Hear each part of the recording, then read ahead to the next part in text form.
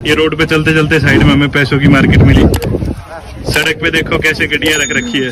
दोस्तों bank, ATM या फिर अपने अमीर रिश्तेदारों की तिजोरियों में आपने काफी पैसे देखे होंगे, लेकिन क्या आप कल्पना कर सकते हैं कि इस दुनिया में एक ऐसी जगह भी है जहाँ फल और सब्जियों का नहीं बल्कि पैसों का बाजार लगता है। आओ और किलो के भाव नोटों को उठा के ले जाओ। यहाँ पर पैसे खरीदने के लिए लोग स्पेशली ठेला गाड़ी लेके आते हैं ताकि नोट बटोर कर ले जा सकें। अब आप सोच रहे होंगे कि आखिर में पैसों का ये बाजार लगता कहाँ है और क्यों बंडल भर के यहाँ नोट बेचे जाते हैं। दोस्तों, इसे जानने के लिए आपको हमारे साथ इसी तरह चिपक के बैठे रहना पड़ेगा, क्योंकि ये वीडियो सच में आपके होश उड़ा देगी। जब हमारे यहाँ फल या सब्जी खत्म होती है तो हम बाजार जाते हैं और किलो के भाव इन चीजों को लेके आते हैं। लेकिन दोस्तों, इस दुनिया में एक ऐसा देश है जहाँ जब लोगों के पास नोट खत्म होते हैं तो वो बाजार पहुँच जाते हैं, और ये देश कोई और नहीं बल्कि अफ्रीका का सोमालीलैंड है। इस देश की इकोनॉमिकल कंडीशन के बारे में जितना बोला जाए उतना कम है। अब जैसे कि करेंसी किसी भी देश की इकोनॉमी की नींव होती है, यानी कि देश कितना ज्यादा मजबूत है ये उसकी करेंसी पे डिपेंड करता है। यही वजह है कि हर देश अपने यहाँ के सिक्कों और नोटों को बहुत ही हिफाजत और कड़ी सुरक्षा के साथ रखता है। तभी तो एटीएम में पैसा डालने वाली जो गाड़ी आती है उसके साथ सिक्योरिटी गार्ड हमेशा हाथ में गन लेकर तैयार रहते हैं। अगर किसी ने भी इधर उधर किया तो तुरंत उसके ऊपर फायर कर दिया जाता है। पर दोस्तों, सोमालीलैंड का तो मौसम, रंग, मिजाज सब कुछ अलग है, क्योंकि यहाँ पर पैसा बंडल में पैक करके शहर की सड़कों पर रद्दी की तरह पड़ा रहता है, और वो भी बिना किसी हिफाजत के। नहीं, ये मत सोचिए कि यहाँ पे सतयुग चल रहा है और किसी को भी पैसे का लोभ नहीं है, क्योंकि लालची तो इस देश में भी एक से बढ़ के एक है। लेकिन फिर भी यहाँ पैसों का बाजार लगता है और रद्दी की तरह पैसे पड़े रहते हैं। अब ऐसा क्यों है, इसे जानने के लिए हमें इसके इतिहास को खंगालना पड़ेगा। तो दोस्तों, वो वक्त था साल 1991 का, जब उत्तरी अफ्रीका में अदन की खाड़ी के पास मौजूद सोमालीलैंड आंतरिक युद्ध के बाद सोमालिया से अलग होकर एक अलग देश बनता है। अब यहाँ रहने वाले लोगों ने तो इसे अपना एक अलग देश मान लिया, लेकिन दूसरे देशों ने इसे मान्यता नहीं दी और अभी तक इसे मान्यता नहीं मिली है। पर खबरों के मुताबिक यहाँ के 40 लाख लोगों की आबादी खुद को एक आजाद देश समझती है। यही वजह है कि इस देश की हालत धोबी के कुत्ते की तरह हो गई है। न घर के, न घाट के, न ही यहाँ पर सरकारी व्यवस्था लागू है और न ही लोगों के पास रोजगार है। वैसे तो काफी बड़ी मात्रा में यहाँ से ऊँट दूसरे देशों में भेजे जाते हैं, लेकिन इस काम से इतना पैसा नहीं आता कि 40 लाख की आबादी को मैनेज किया जा सके। यही कारण है कि यहाँ के लोगों को सुकून और आराम की जिंदगी क्या होती है ये पता ही नहीं है। इस जगह का ज्यादातर हिस्सा रेत की चादर से ढका हुआ है। वहीं पानी की कमी के कारण इलाके में सूखा पड़ जाना बिल्कुल आम बात है, और यही वजह है कि सोमालीलैंड में गरीबी का स्तर हद से भी ज्यादा गिरा हुआ है। लेकिन वो कहते हैं ना कि रस्सी जल गई लेकिन बल नहीं गया, ठीक ऐसा ही हाल यहाँ के लोगों का भी है, जिनको पता नहीं क्यों खुद को एक अलग देश घोषित करने की सनक सवार है। यहाँ तक कि उन्होंने तो अपनी करेंसी का नाम सोमालीलैंड सीलिंग रखा है, जिसकी वैल्यू चूरन के साथ मिलने वाले नकली नोट से भी गई गुजरे है। लेकिन फिर भी यहाँ पर सोमालीलैंड सीलिंग के 500 और 1000 के नोट ही चलते हैं, और यहाँ पर एक अमेरिकन डॉलर के बदले में 8500 से लेकर 9000 सोमालीलैंड सीलिंग के नोट मिल जाते हैं।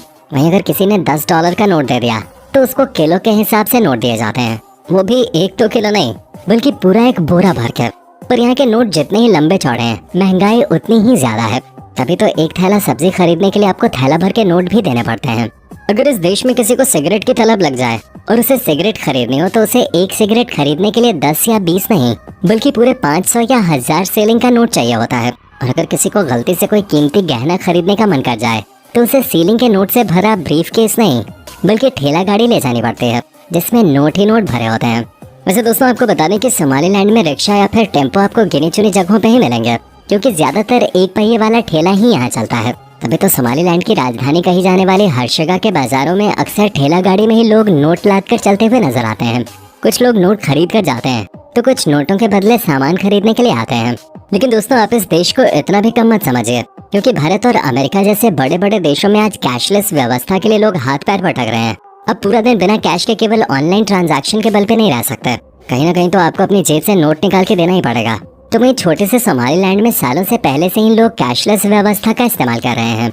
असल में यहाँ की करेंसी का डिवैल्यूएशन हो चुका है, यानी कि यहाँ की करेंसी रद्दी के बराबर हो गई है, जिसके कारण लोग अपना अधिकतर लेन देन बिना पैसों के कैशलेस व्यवस्था से ही करने में भलाई समझते हैं। लोग सुई से लेकर गाड़ी तक हर एक चीज के लिए मोबाइल पेमेंट का ही इस्तेमाल करते हैं, क्योंकि यहाँ पर क्रेडिट और डेबिट कार्ड का ज्यादा चलन नहीं है, इसलिए यहाँ पर सबसे ज्यादा फोन की व्यवस्था चलती है। वैसे दोस्तों, क्रेडिट कार्ड से याद आया कि इस देश में एक भी अंतर्राष्ट्रीय स्तर पर मान्यता प्राप्त बैंक नहीं है। ऐसे में जाहिर सी बात है कि यहाँ पर नहीं कोई बैंकिंग सिस्टम है और नहीं कोई एटीएम, लेकिन फिर भी लोग मोबाइल से काफी बेहतर तरीके से पेमेंट करते हैं। तभी तो यहाँ रहने वाला भिखारी भी हाईटेक नजर आएगा, क्योंकि वो भी अपना लेन देन मोबाइल से ही करता है। दोस्तों, इस देश की 90% से भी ज्यादा की आबादी हर तरह के पेमेंट के लिए मोबाइल का इस्तेमाल करते हैं, क्योंकि अगर कोई छोटी मोटी खरीदारी करने के लिए भी घर से निकलता है तो उसे झोला भर के पैसे ले जाने पड़ेंगे, और इतनी मेहनत कोई नहीं करना चाहता। इसीलिए सारी चीजें मोबाइल पे ही कर दी गई हैं। वैसे दोस्तों, मानना पड़ेगा, इतना गरीब देश होने के बावजूद इन लोगों ने अपना लेन देन काफी बढ़िया तरीके से संभाल के रखा हुआ है। सड़क पर फल और सब्जियों का ठेला लगाने वाले गरीब हों या फिर बड़ी बड़ी दुकानों को चलाने वाला धन्ना सेठ, अब चाहे जहाँ भी जाएं, बस अपने मोबाइल से दुकानदार का नंबर या फिर QR कोड स्कैन करिए और पैसे तुरंत ग्राहक के अकाउंट से दुकानदार के खाते में चले जाते हैं। और दोस्तों, केवल सोमालीलैंड ही नहीं, बल्कि अफ्रीका के कई छोटे बड़े देश कैश रखने का झंझट छोड़कर मोबाइल पेमेंट वाली व्यवस्था की ओर तेजी से बढ़ रहे हैं। घाना, तांजानिया और युगांडा में मोबाइल बैंकिंग की क्रांति चल रही है। और इतना ही नहीं, कीनिया जैसे बड़े देश में भी लोग बड़ी तादाद में M-Pesa के जरिए पेमेंट कर रहे हैं। अब कई लोग सोच रहे होंगे कि पूरी तरह से कैशलेस होने में कौन सी बड़ी बात है, भारत में भी तो कई सारे शहर कैशलेस हो चुके हैं। तो दोस्तों, यहाँ पर कई सारे शहरों की बात नहीं हो रही है, बल्कि सोमालीलैंड के छोटे से छोटे गांव में भी लोग पैसे का इस्तेमाल करना भूल चुके हैं। पढ़े लिखे इंसान से लेकर अनपढ़ तक हर किसी को मोबाइल पेमेंट करना अच्छे से आता है।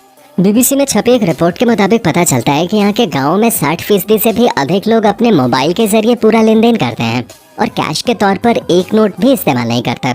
इतना ही नहीं, सोमालीलैंड चाहे कितना भी गरीब क्यों ना हो, लेकिन यहाँ पर 16 बरस से ऊपर वाले 88% लोगों के पास मोबाइल फोन मौजूद है, जो उनके लिए बातचीत का माध्यम कम और लेन देन का जरिया ज्यादा है। यहाँ पर जब कोई मोबाइल फोन खरीदता है तो वो ये नहीं सोचता कि इसका इस्तेमाल करके वो लोगों के साथ संपर्क करेगा, क्योंकि ये तो हर कोई करता है। पर यहाँ लोग खास तौर पे इसलिए मोबाइल फोन खरीदते हैं ताकि वो लेन देन कर सकें। दोस्तों, इस देश में आधे से ज्यादा लोग अनपढ़ हैं, यानी कि पढ़े लिखे नहीं हैं। वैसे यहाँ पर पढ़ाई लिखाई का महत्व है भी नहीं है, क्योंकि उन्हें पता है कि वो पढ़ लिख कर कोई बहुत बड़े अफसर नहीं बनेंगे। यहाँ पर छोटा मोटा रोजगार मिलना भी बहुत बड़ी बात होती है।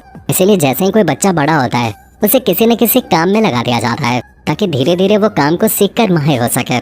इस देश में बहुत कम ही लोग एक बेहतर जिंदगी जीते हैं, वरना लोगों को अगर 2 वक्त का खाना और पहनने के लिए ढंग का कपड़ा ही मिल जाए, तब भी वो इसे अपनी खुशकिस्मती समझते हैं। यहाँ के लोग ज्यादातर मछली पालन और छोटे मोटे कामों में लगे रहते हैं, जिनसे उनका जीवन चलता है। और जो थोड़ा बहुत पैसा आता है वो यहाँ के टूरिज्म सेक्टर से भी आता है।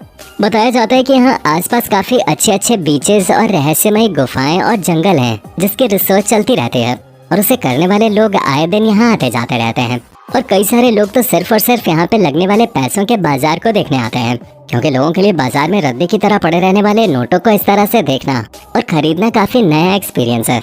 अगर आपको भी कभी 8वां अजूबा देखने का मन करे तो नोटों के इस बाजार में जरूर जाइएगा।